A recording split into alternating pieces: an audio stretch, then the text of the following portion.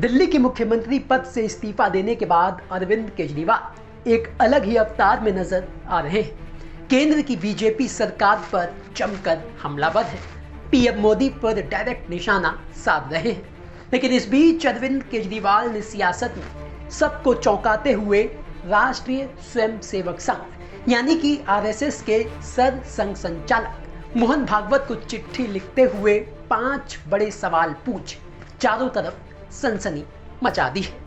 तो चिट्ठी में ऐसा क्या लिखा अरविंद केजरीवाल ने, चलिए ये आपको हम बताते हैं। अरविंद केजरीवाल ने मोहन भागवत को चिट्ठी लिखते हुए ये कहा, मैं ये पत्र एक राजनीतिक पार्टी के नेता की हैसियत से नहीं लिख रहा हूँ, बल्कि देश के एक सामान्य नागरिक के तौर पर लिख रहा हूँ।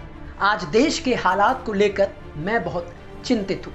जिस दिशा में बीजेपी की केंद्र सरकार देश और देश की राजनीति को ले जा रही है, ये पूरे देश के लिए हानिकारक है। अगर यही चलता रहा तो हमारा लोकतंत्र खत्म हो जाएगा, हमारा देश खत्म हो जाएगा। पार्टियां तो आती जाती रहेंगी, चुनाव आते जाते रहेंगे, नेता आते जाते रहेंगे, लेकिन भारत देश हमेशा रहेगा। इस देश का तिरंगा आसमान में गर्व से हमेशा लहराए, ये सुनिश्चित करना हम सबकी जिम्मेदारी है। इसी संबंध में जनता के मन में कुछ सवाल हैं जो मैं आपके समक्ष रख रहा हूं।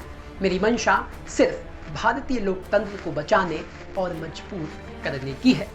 देश भर में तरह तरह के लालच देकर या फिर ईडी सीबीआई की धमकी देकर दूसरी पार्टी के नेताओं को तोड़ा जा रहा है, उनकी पार्टियों को तोड़ा जा रहा है और दूसरी पार्टियों की सरकारों को गिराया जा रहा है। क्या इस तरह से चुनी हुई सरकारें गिराना देश और देश के लोकतंत्र के लिए सही है? किसी भी तरह बेईमानी करके सत्ता हासिल करना क्या आपको या आरएसएस को यह मंजूर है? देश के कुछ नेताओं को खुद प्रधानमंत्री नरेंद्र मोदी और केंद्रीय मंत्री अमित शाह ने सार्वजनिक मंच से भ्रष्टाचारी कहा और उसके कुछ दिन बाद ही उन्हें भारतीय जनता पार्टी में शामिल करा लिया। जैसे 28 जून 2023 को मोदी जी ने एक सार्वजनिक भाषण में एक पार्टी और उनके एक नेता पर 70,000 करोड़ के घोटाले का आरोप लगाया। उसके कुछ दिन बाद ही उस पार्टी को तोड़कर उसी नेता के साथ सरकार बना ली और उसी नेता को, जिसे कल तक भ्रष्ट कहते थे, उसे उप मुख्यमंत्री बना दिया। ऐसे कई मामले हैं जब दूसरी पार्टियों के भ्रष्ट नेताओं को बीजेपी में शामिल करवाया गया। क्या आपने या आरएसएस कार्यकर्ताओं ने ऐसी बीजेपी की कल्पना की थी? क्या ये सब देखकर आपको कष्ट नहीं होता? बीजेपी वो पार्टी है जो आरएसएस की कोख से पैदा हुई। ये आरएसएस की जिम्मेदारी है कि अगर बीजेपी पथ भ्रमित हो तो उसे सही रास्ते पर लाए। क्या आपने कभी प्रधानमंत्री जी को ये सब गलत काम करने से रोका? जेपी नड्डा जी ने लोकसभा चुनाव के दौरान कहा कि बीजेपी को अब आरएसएस की जरूरत नहीं है। आरएसएस एक तरह से बीजेपी की मां है। क्या बेटा इतना बड़ा हो गया कि मां को आंखें दिखाने लगा है? मुझे पता चला है कि नड्डा जी के इस बयान ने हर आरएसएस कार्यकर्ता को बेहद आहत किया। देश जानना चाहता है कि उनके बयान से आपके दिल पर क्या गुजरी। आप सब ने मिलकर कानून बनाया कि 75 साल की उम्र के बाद बीजेपी के नेता रिटायर हो जाएंगे।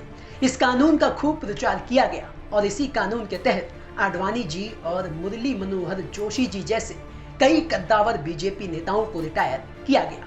पिछले 10 साल में इस कानून के तहत अन्य कई बीजेपी नेताओं को रिटायर किया गया, जैसे खंडूरी जी, शांता कुमार जी, सुमित्रा महाजन जी आदि।